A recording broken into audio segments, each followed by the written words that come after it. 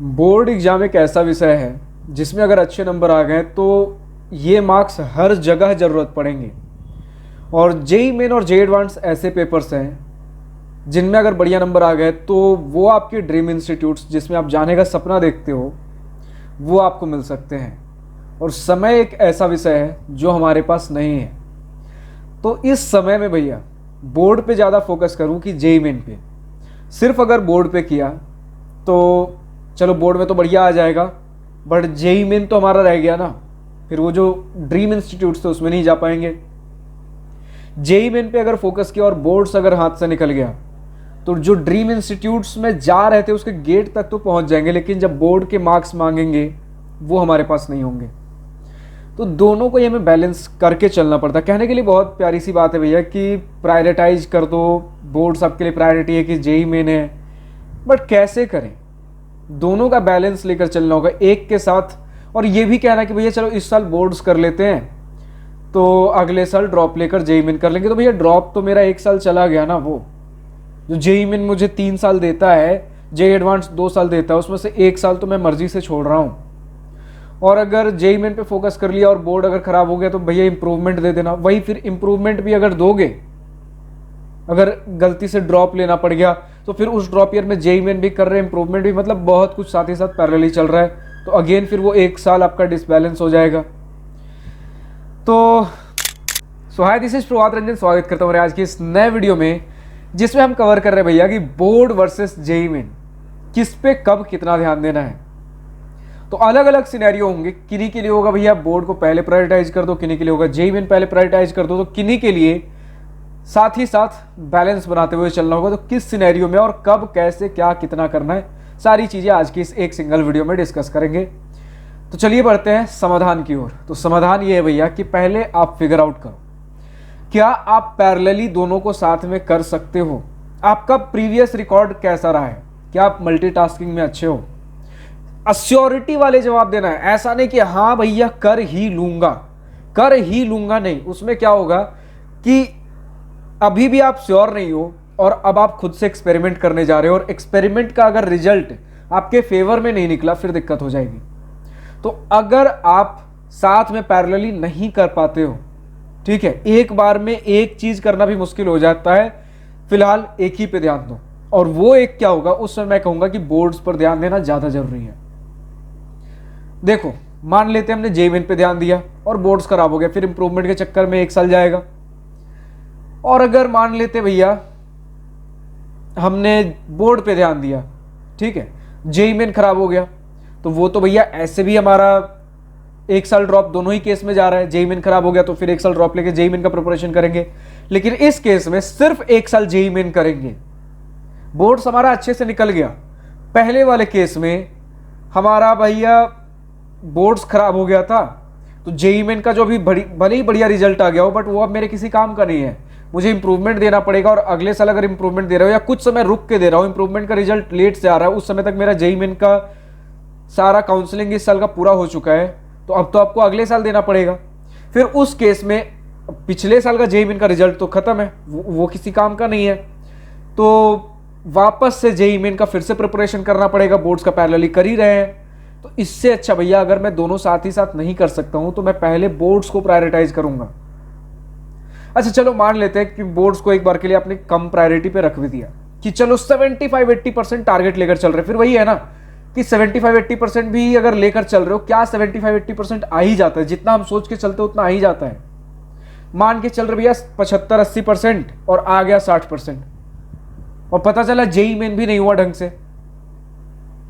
कम से कम अगर बोर्ड भी ढंग से हो गया होता तो कुछ ऐसे आईआईटी एनआईटी के लीग के नहीं कहूंगा, लेकिन कुछ ऐसे इंस्टीट्यूट्स हैं ढंग के जहां पर बोर्ड के मार्क्स के बेसिस पे ठीक ठाक डिसेंट इंस्टीट्यूट्स मिल जाते हैं। किसी मजबूरी बस अब ड्रॉप नहीं ले सकते, कुछ दिक्कत हो गई है, फैमिली इशू है, कुछ है, तो कम से कम बोर्ड के मार्क्स के बेसिस पे तो एडमिशन ले पाओगे।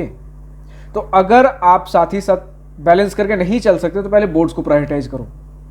और अगर साथ में आप बैलेंस कर सकते हो, दोनों साथ ही साथ अगर आप बैलेंस कर सकते हो, उस समय भी अगेन आपके लिए यही प्रायोरिटी रहेगी बोर्ड्स। क्यों भैया बोर्ड्स और जेई मेन में बोर्ड्स को क्यों प्रायोरिटाइज करें? अभी पूरा रामायण मैंने उसी के लिए सुनाया कि अगर किसी वजह से बोर्ड्स खराब हो जाता है तो अगले साल आपको बोर्ड्स प्लस जेई मेन दोनों लेकर चलना पड़ेगा, और जेई मेन खराब होता है तो सिर्फ जेई मेन अगले साल ड्रॉप, तो दोनों ही केस में बन रहा है। तो बोर्ड को पहले प्रायोरिटाइज करो। अगर दोनों साथ ही साथ बैलेंस कर लोगे, दोनों साथ ही साथ अगर आप बैलेंस कर लेते हो और दोनों में ही उतना अच्छा प्रिपरेशन नहीं है, तो पहले आप बोर्ड्स को प्रायोरिटाइज करो और जेई मेन भी साथ ही साथ पैरेलली करते रहो, क्योंकि आप दोनों पैरेलली कर सकते हो। बट अगर बोर्ड्स एक्सट्रीमली बहुत बढ़िया शुरू में हो रखा है, फिर आप उस केस में 40-60 का रेशियो लेकर चल सकते हो। 40% अभी बोर्ड्स अगर चल रहा है तो 40% बोर्ड्स करो और 60% समय में अपना जेई मेन करते रहो, अगर बोर्ड्स ऑलरेडी बहुत बढ़िया तरीके से पहले कवर कर चुके हो। लेकिन ध्यान देना, आपके बोर्ड एग्जाम जो 1 महीने का ड्यूरेशन, अगर आप स्टेट बोर्ड की बात ना कर लो, सीबीएसई आईसीएसई लगभग 1 महीने के ड्यूरेशन में होता है, किसी किसी एग्जाम में 4 दिन 5 दिन का गैप मिल जाता है। तो किसी भी बोर्ड एग्जाम में कितना भी बहुत बढ़िया हो रखा हो, 1 से 1.5 दिन पहले सिर्फ आप बोर्ड करोगे, किसी भी सब्जेक्ट के 1 से 1.5 दिन पहले सिर्फ और सिर्फ बोर्ड करोगे, चाहे जितना ही 100-200% आपका हो रखा हो बोर्ड एग्जाम पहले से प्रिपरेशन। बोर्ड में कोई चांस हमें नहीं लेना है, क्योंकि कुछ इंस्टीट्यूट्स ऐसे भी है जहां पर अगर आपने बोर्ड में एक्सट्रीमली वेल कर दिया, देन आपको वहां जेई मेन की रिक्वायरमेंट ही नहीं है। बोर्ड के सिर्फ और सिर्फ उस क्रीमी लेयर में अगर आ गए, स्टेट टॉपर बन जाते, ये सारी चीजें, फिर वहां पर आपके पास स्कॉलरशिप से बहुत सारी तरह की चीजें हैं, ठीक है। बट इसका मतलब ये नहीं कि जेई मेन को फिर साइड में कर देना है। इस पूरे डिस्कशन में जेई मेन को एक तरफा करने की बात ही नहीं हुई है। ये पूरा डिस्कशन है भैया कि 1 महीना जो हमारा बोर्ड एग्जाम होता है, ये बहुत लंबा ड्यूरेशन है। क्या इसके बीच बीच में हम जेई मेन कर सकते हैं क्या? क्योंकि अब जब ये वीडियो देख रहे हो बोर्ड एग्जाम चालू हो चुके हैं, क्या इसके बीच बीच में हम जेई मेन कर सकते हैं क्या? क्योंकि भैया जैसे ही हमारा ये खत्म होगा आपका बोर्ड एग्जाम, उसके बाद आपका तुरंत जेई मेन 2025 का अप्रैल अटेम्प्ट, और किसी भी साल की बात कर लो या पहले का भी सिनेरियो ले लो जो सेकंड अटेम्प्ट, और अगर आगे जब तक सेकंड अटेम्प्ट होगा, तुरंत बोर्ड एग्जाम खत्म होती है आपका सेकंड अटेम्प्ट हो जाता है। कुछ दिनों का गैप मिलेगा जिनका एग्जाम पहले खत्म हो चुका है, क्योंकि डिपेंडिंग ऑन आपके सब्जेक्ट्स कौन से हैं, आपका बोर्ड कौन सा है, कुछ दिन पहले खत्म हो गया तो 15-20 दिन टाइम मिल जाता, बट इतना सफिशिएंट नहीं होता है कि पूरा फ्रेश प्रिपरेशन कर सके हम जेई मेन का। तो इस तरीके से लेकर चलो, और फिर ठीक है भैया, हमारा अगर पैरेलली नहीं कर सकते तो सिर्फ बोर्ड कर रहे हैं, पैरेलली कर सकते तो पहले बोर्ड को प्रायोरिटाइज करेंगे, जेई मेन को थोड़ा सा साइड लेकर चलेंगे इस पूरे 1 महीने के ड्यूरेशन में। और अगर भैया हम बोर्ड्स को मतलब दोनों पैरेलली कर सकते हो और बोर्ड्स ऑलरेडी हमने बहुत बढ़िया पहले कर रखा है, देन आप 40% समय बोर्ड्स को और 60% समय जेई मेन को दे सकते हो। इसी 40% टाइम में आप ध्यान दो कि एग्जाम से 1-1.5 दिन पहले, हर सब्जेक्ट के एग्जाम से 1-1.5 दिन पहले बोर्ड में आप सिर्फ और सिर्फ बोर्ड पे ध्यान दे रहे हो, बाकी फ्री समय में अपना जेई मेन करते हो। फिर इसके बाद जैसे ही बोर्ड खत्म हो जाए, सिर्फ और सिर्फ जितना भी आपने अभी तक कवर कर रखा है उसका पीवाईक्यू, 20 दिन 15 दिन जो मिला है सिर्फ और सिर्फ पीवाईक्यू करो, आराम से चीजें निकल जाएंगी। और जिनका ड्रॉप ईयर है भैया, आपके लिए तो जेई मेन ही है, आराम से अपना जेई मेन करते रहिए, ठीक है। अब इसी के साथ जो कुछ इंपॉर्टेंट पीवाईक्यू चाहिए होंगे प्रैक्टिस करने के लिए, सभी का लिंक नीचे डिस्क्रिप्शन में दिया गया है। आपके जेई मेन का पीवाईक्यू चाहिए, जे एडवांस का पीवाईक्यू चाहिए, जो भी प्रैक्टिस करने के लिए, क्योंकि हम पीवाईक्यू के बारे में बात कर चुके हैं, हमें पीवाईक्यू प्रैक्टिस करना ही करना है। तो जो भी पीवाईक्यू जेई मेन का चाहिए, जे एडवांस का कुछ बेस्ट सेलेक्टेड पीवाईक्यू डिस्क्रिप्शन में दिया गया है। फ्लिपकार्ट का भी आपके लिए लिंक आ ही रहा होगा, तो देख लो फ्लिपकार्ट पे, अमेजॉन पे जिस बुक का प्राइसिंग जो जैसा पड़े, वही 3-4 आपके पास पॉपुलर है। अरिहंत है, ओसवाल है। ओसवाल तभी लेना जब बहुत ज्यादा आपके पास समय नहीं हो पीवाईक्यू प्रैक्टिस करने के लिए, और उसके साथ नोट्स रिवीजन वाली चीजें भी, सारी चीजें एक बुक में चाहिए। वरना फिर आपके पास अरिहंत है, दिशा है, एमटीजी है, पीडब्ल्यू है।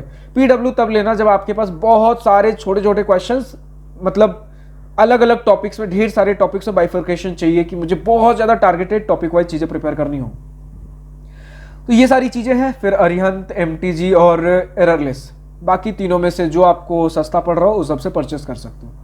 फिलहाल अगर बात कर ले कि भैया बिल्कुल कुछ नहीं समझ में आ रहा है, चाहे आपका क्लास 10 या उससे नीचे किसी क्लास में हो, कुछ भी प्रिपरेशन कर रहे हो, फिर या फिर क्लास 11-12 में हो, बोर्ड्स आईआईटी जेई का प्रिपरेशन कर रहे हो, जेई मेन, जे एडवांस, इंजीनियरिंग कॉलेज में एडमिशन ले रहा हो, भैया पता नहीं चल रहा है कौन सा ब्रांच, कॉलेज, क्या कैसे एडमिशन लेना है, भैया मेरे लिए क्या सही रहेगा, इस ब्रांच, ये बहुत सारे डाउट्स आ रहे। फिर एक बार इंजीनियरिंग कॉलेज में एडमिशन हो गया तो उसके बाद दिक्कत आ रहा भैया कि इंटर्नशिप है, प्लेसमेंट है, कॉलेज के एग्जाम्स है, प्रोजेक्ट्स हैं, प्रोफेसर से डील करना है, बहुत सारी चीजें चल रही होती हैं। कहीं पर भी कुछ भी दिक्कत आ रहा हो, नीचे डिस्क्रिप्शन में जाओगे, दिवास्त्रा मेंटरशिप प्रोग्राम का आपको लिंक देखने को मिल जाएगा, उस पर क्लिक करो, वेबसाइट खुलकर आएगा, ब्राउन कार्ड आपको मिलेगा, 4 अलग अलग option, class 10 and below, 11-12 boards IIT JEE, फिर आपका इंजीनियरिंग कॉलेज एडमिशन और इंजीनियरिंग कॉलेज में जाने के बाद का गाइडेंस, प्लेसमेंट, इंटर्नशिप जैसी चीज़ें अकॉर्डिंगली जिस कैटेगरी में आपको गाइडेंस चाहिए हो उसके लिए रजिस्टर कर सकते हो। सारे डिटेल्स उन्हीं कार्ड्स में आपको देखने को मिल जाएंगे, कब कैसे क्या सारी चीज़ें हो रही होंगी।